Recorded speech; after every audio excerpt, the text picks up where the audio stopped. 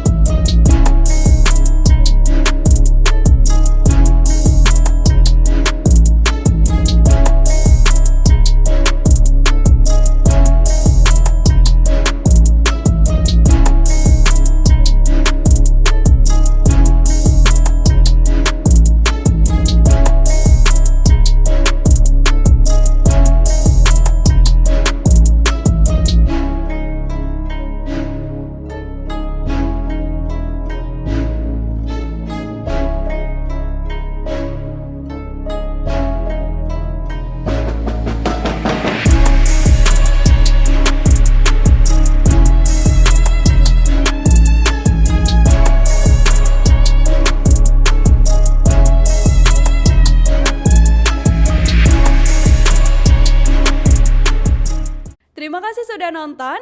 Jangan lupa like, subscribe, dan share ya.